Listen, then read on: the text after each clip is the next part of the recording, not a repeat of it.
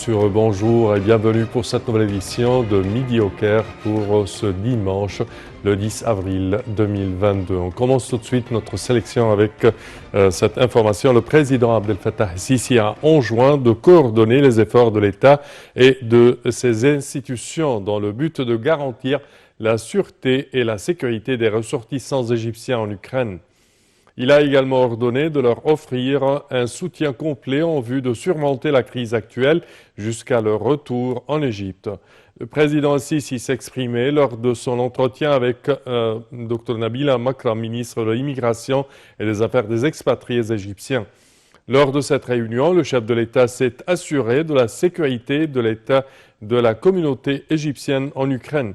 Il s'est informé du nombre et de la répartition des Égyptiens qui ont été évacués des régions en guerre et ceux qui ont traversé les frontières vers les pays voisins, ainsi que les efforts du gouvernement pour leur rapatriement. Sur un autre plan, le président Sisi a suivi les nouveautés de l'initiative présidentielle Tkallem Arabi ou Parle arabe, visant au développement des compétences linguistiques des Égyptiens à l'étranger.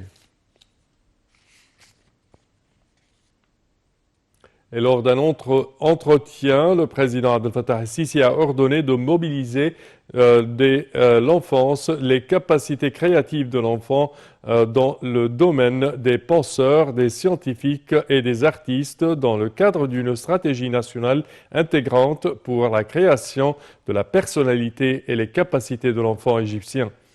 Cette déclaration a eu lieu lors de sa rencontre avec l'écrivaine Samah Aboubakra Ezzat, spécialisée dans le domaine de la littérature infantile, durant lequel le président Abdel Fattah el-Sisi lui a fait part de son intérêt pour ses ouvrages littéraires et ses prix locaux, arabes et internationaux remportés.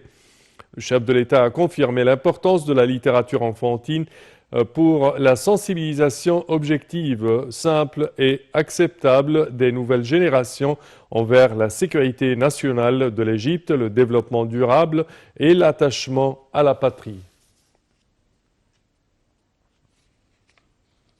Et le ministre de la Défense et de la Production militaire, commandant général des Forces armées, le général d'armée Mohamed Zaki, a envoyé un message de vœux au président Abdel Fattah el-Sisi, commandant suprême des Forces armées, à l'occasion de la célébration du 10 Ramadan qui coïncide avec la victoire de la guerre du 6 octobre 1973.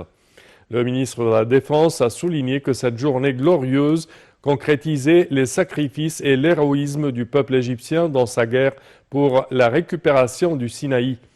Il a affirmé que les forces armées gardaient toujours l'esprit de la victoire du 10 Ramadan le 6 octobre. À cette occasion, le ministre de l'Intérieur, le général Mahmoud Tawfiq, a envoyé un message de félicitations au président Abdel Fattah el-Sisi, assurant qu'en cette journée de victoire, les forces armées, les institutions de l'État et le peuple égyptien ont marqué une épopée soulignant le sacrifice pour défendre la patrie. Le conseiller Hanafi El-Gebali, président du Conseil des députés, a également envoyé un message de vœux au président el-Sisi, le félicitant à l'occasion de la célébration du 10 Ramadan.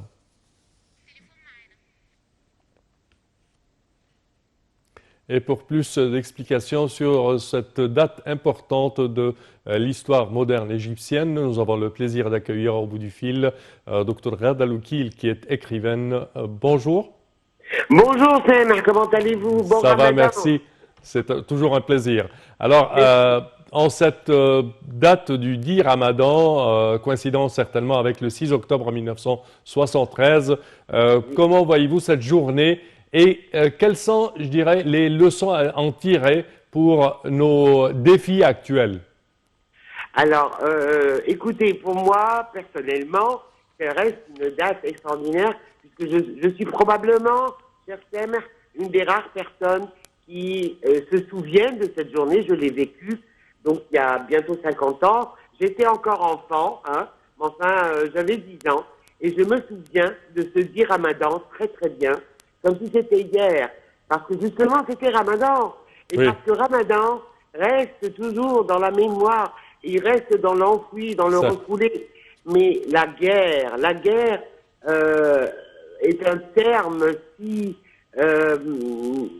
difficile à respecter et à accepter dans une mémoire. Et c'est pour ça que pour moi personnellement, le dit Ramadan reste un concept de victoire et de grande gratitude.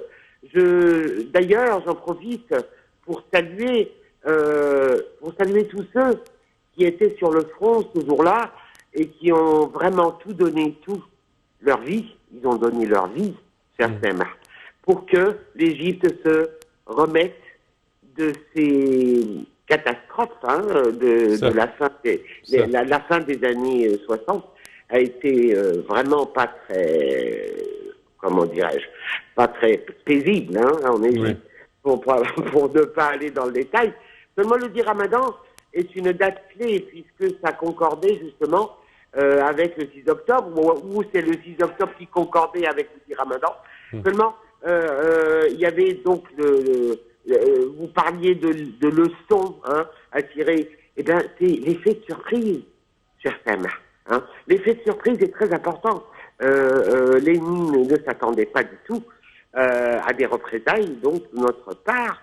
Et, je dirais également l'unité du peuple égyptien, la solidarité du peuple égyptien et surmonter les différences, surtout. Absolument, je suis tout à fait d'accord. Mais c'est justement cette unité qui bien sûr, par le biais du Ramadan lui-même, qui arrive déjà à unir tout le monde, mais aussi il faut s'imaginer la société vers la fin de l'année 73, un pays fatigué, un pays complètement exténué par des années de ce qu'on appelle donc le Estendef, une période très importante.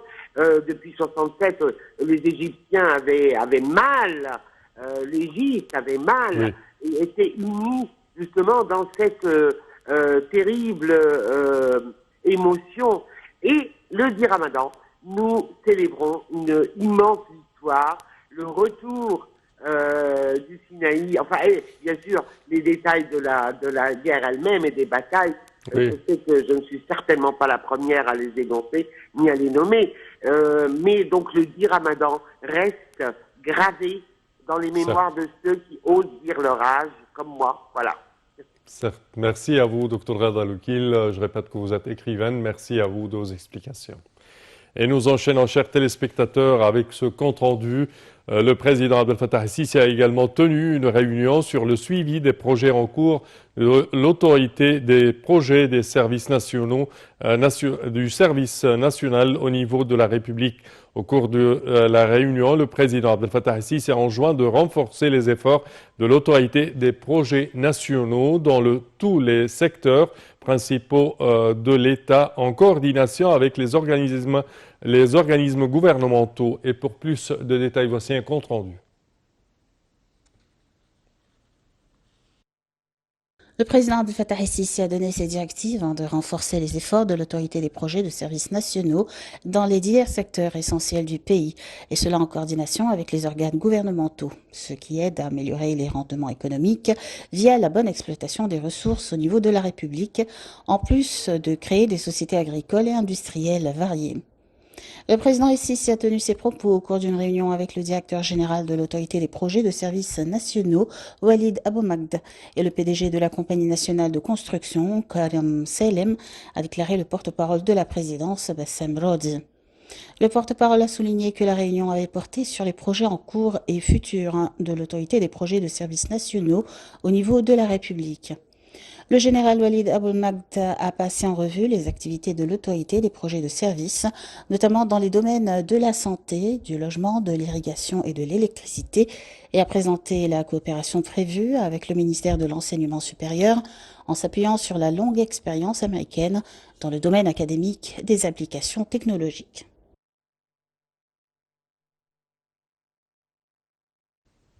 Et le président Abdel Fattah el-Sisi a effectué une tournée d'inspection des travaux de construction et de modernisation de plusieurs routes et axes routiers au Grand Caire.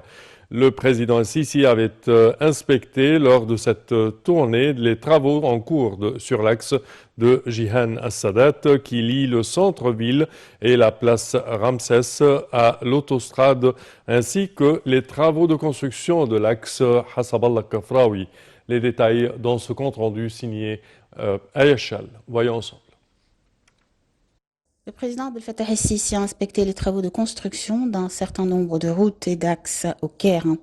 Le porte-parole de la présidence de la République, Bassem Rodi, a indiqué que le président el-Sisi a tenu à rassurer les travailleurs des différents chantiers sur l'avancement des travaux, ainsi qu'à prêter audition à leur point de vue et les félicitant à l'occasion du mois sacré du Ramadan.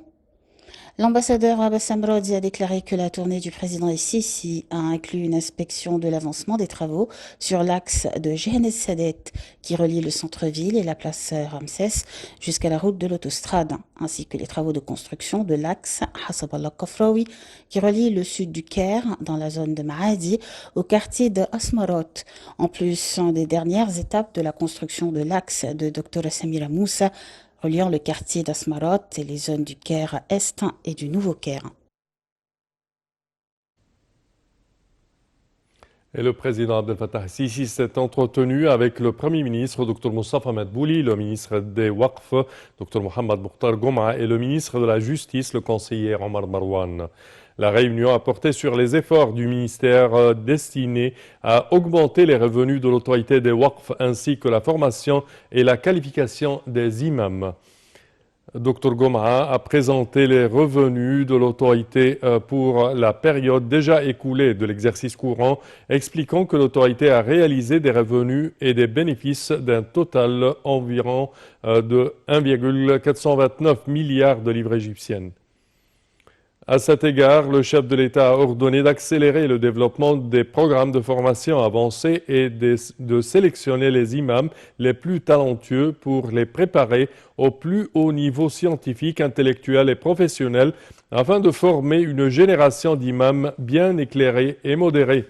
Le président Sisi a en outre souligné la nécessité de préparer les programmes en langue étrangère spécialement pour les imams. Et le Premier ministre, Dr Moustapha Madbouli, a déclaré que le président Abdel Fattah el-Sisi a donné ses directives de déclarer Sharm el-Sheikh comme ville verte, d'accélérer l'achèvement des projets de développement et la mise en œuvre des projets touristiques en difficulté pour augmenter le nombre de chambres hôtelières. Ceci est intervenu au cours de la réunion du Premier ministre avec les investisseurs touristiques Nasser Abdellatif et Nader Hashim Ali pour suivre la position d'un nombre de projets d'extension d'hôtels à Sharm el-Sheikh dans le but d'augmenter la capacité hôtelière ainsi que sur les travaux de développement des hôtels déjà établis afin que la ville soit à son meilleur niveau durant la COP27 prévue en novembre prochain.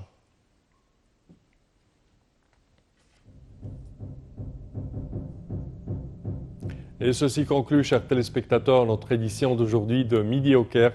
Je vous remercie de votre attention et je vous donne demain rendez-vous avec